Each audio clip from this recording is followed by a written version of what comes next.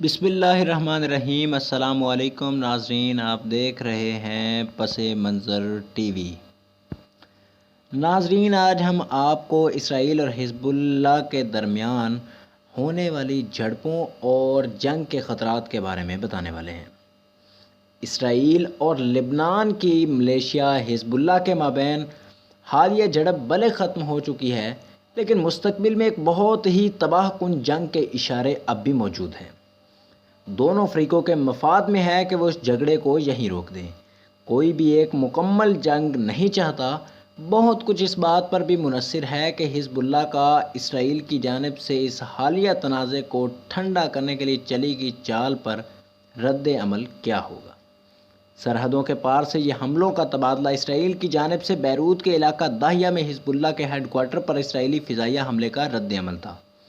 عسکری تجزیہ نگاروں کے پسندیدہ الفاظ میں اس جھڑپ کو بیان کیا جائے تو یہ کھیل کے قواعد کی خلاف ورزی ہے۔ اسرائیل اور حزب اللہ کے مابین 2006 میں ہونے والی جنگ کے بعد سے لبنان کے دارالحکومت پر اسرائیل کا یہ پہلا حملہ تھا۔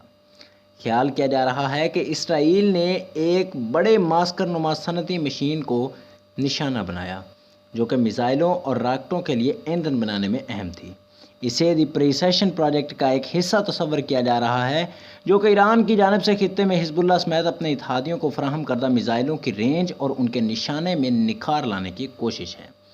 حزب اللہ کی جانب سے اسرائیلی حملے کا جواب آنا تو طے تھا، اسی لیے اسرائیل نے تمام حفاظتی اقدامات اٹھا رکھے تھے۔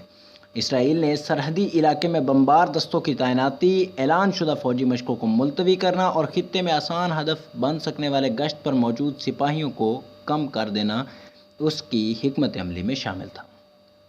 حسب توقع حزب اللہ کا رد عمل شدت میں کم نہیں تھا۔ حزب اللہ نے کورنٹ نامی ٹینک شکن میزائل کی ایک تھوڑی سی تعداد ایک اسرائیلی چوکی پر فائر کی اور ایک اسرائیلی بختر بند ایمبولینس کو نشانہ بنایا۔ حزب اللہ نے فوراً اپنی کامیابی کا دعویٰ کرتے ہوئے اعلان کیا کہ اس نے ایویم بیرکس روڈ پر اسرائیل کی ایک فوجی گاڑی کو تباہ کیا ہے، جس سے اس کے اندر موجود لوگ ہلاک اور زخمی ہو گئے ہیں۔ اسرائیل اب کہتا ہے کہ اس حملے میں کوئی شخص ہلاک نہیں ہوا، لیکن ابتدائی طور پر اس نے حملے کی جگہ پر ممکنہ طور پر زخمیوں کو نکالنے کے لیے ہیلی کاپٹر بھیجا تھا۔ اب ایسا لگتا ہے کہ اسرائیل کی طرف سے ہیلی کاپٹر بھیجنا ایک چال تھی تاکہ حزب اللہ اپنی کامیابی پر خوش ہو، جس سے تناؤ کم کرنے کے لیے کچھ وقت مل سکے۔ کورنٹ فائر کے جواب میں اسرائیل کا رد عمل محدود تھا۔ ایک گن شپ ہیلی کاپٹر نے راکٹ فائر کرنے والی جگہ کو نشانہ بنایا اور اسرائیلی توپ خانوں کی جانب سے دھوئیں کے شیل فائر کیے گئے۔ تو کیا حزب اللہ کے رہنما حسن نصر اللہ اپنی اس کامیابی پر فخر کریں گے یا دوسرا راؤنڈ بھی شروع کر سکتے ہیں؟ اس کا فیصلہ تو وقت ہی کرے گا، لیکن ایک چیز واضح ہے کہ نہ تو اسرائیل اور نہ ہی حزب اللہ اس وقت جھگڑے کو تول دینا چاہتے ہیں۔ لیکن اسرائیلیوں کو کچھ سوالوں کے جواب تو دینا ہوں گے۔ پہلا سوال یہ کہ کیا وہ مستقبل میں بھی خطے میں ایران کی حمایت سے ترقی کرنے والے میزائل پروگرام پر حملہ کرے گا، یہ جانتے ہوئے بھی کہ یہ کھیل کے نام نہاد قواعد کی خلاف ورزی ہے؟ مگر یہ ظاہر ہے کہ یہ کھیل نہیں ہے اور قواعد صرف عارضی ہیں۔ یہاں نہ صرف اسرائیل اور حزب اللہ بلکہ اسرائیل اور حزب اللہ کی پشت پناہ ایران کے درمیان بھی غیر اعلانیہ جنگ جاری ہے۔ اور اگر جغرافیائی تناظر میں بات کریں تو یہ جنگ اب ایک وسیع محاذ پر پھیلی ہوئی ہے، جو لبنان سے لے کر شام میں اندر تک پھیلا ہوا ہے۔ یہ بھی امکان ہے کہ کس حد تک عراق میں بھی اسرائیل نے فضائی حملوں کے ذریعے اہداف کو نشانہ بنایا ہے۔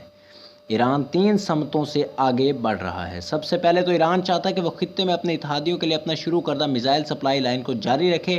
دوسرا یہ کہ ایران حزب اللہ کے پاس پہلے سے موجود میزائل ٹیکنالوجی کو بہتر بنانا چاہتا ہے۔ تیسرا یہ کہ ایران چاہتا ہے کہ شام میں صدر بشار الاسد کی حکومت کو بچانے میں اس کے کردار کی وجہ سے خطے میں اس کے اثر و رسوخ میں جو اضافہ ہوا ہے، وہ اسے بنیاد بنا کر خطے میں ایک عسکری قوت بننا چاہتا ہے تاکہ اسرائیل کے خلاف ایک اور محاذ کھولا جا سکے۔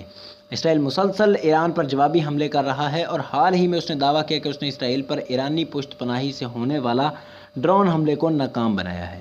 اسرائیلی ایجنسی کی خفیہ معلومات حاصل کرنے کی صلاحیت غیر معمولی ہے۔ وہ میزائل قافلوں، اسٹوریج ڈیپوؤں، ڈرون اڈوں اور صنعتی سائٹس پر حملے کرتا رہتا ہے، مگر یہ حکمت عملی کی بنیاد پر حاصل ہونے والی کامیابیاں ہیں۔ اسٹریٹجک تناظر میں بات کریں تو اس سے ایران کے منصوبے سست رفتار ہو جائیں گے، لیکن ایسا کوئی اشارہ نہیں ملتا کہ ایران اپنے بنیادی حکمت عملی میں کوئی تبدیلی کرے گا۔ خطے سے باہر موجود ممالک تہران کے اس سمت کو تبدیل کرنے میں ناکام نظر آتے ہیں۔ امریکہ واضح طور پر اس پوزیشن میں نہیں ہے اور ماسکو کے خطے میں ایران اور اس کے پراکسیز کے بڑھتے ہوئے اثر رسوخ کو روکنے کے لیے شام کو قائل کرنے کی کوشش کرنے کی یقین دہانیاں صرف سراب ثابت ہوئی ہیں۔ یہ معنی خیز ہے کہ امریکہ، روس اور اسرائیل کی قومی سلامتی کے مشیروں کے مابین جون میں ملاقات کے بعد سے اسرائیل کی جانب سے فضائی حملوں میں تیزی آئی ہے۔ اسرائیل اور حزب اللہ کے مابین غیر اعلانیہ جنگ کی تازہ جھڑپ تو شاید اختتام کو پہنچ گئی ہے، لیکن کھینچا تانی اب بھی جاری ہے اور باقاعدہ جنگ کا خطرہ پہلے سے کہیں زیادہ ہو چکا ہے۔ اسرائیل اور حزب اللہ کے درمیان کشیدگی کی مثال ان پرانی فلموں جیسی ہے جہاں ہیرو کو ایسا بم ملتا ہے جس کا فیوز جل رہا ہے اور وہ پھٹنے سے چند لمحے قبل ہی اس کا فیوز بجھا دیتا ہے۔ اسرائیل اور حزب اللہ کے تنازع کا فیوز کافی لمبا ہے، لیکن کسی کو بھی معلوم نہیں کہ اس فیوز کی لمبائی کتنی ہے۔ اس بار تو دھماکہ ہونے سے پہلے فیوز کو بجھا دیا گیا، لیکن جب فیوز دوبارہ آگ پکڑتا ہے تو اس کی لمبائی پہلے سے کم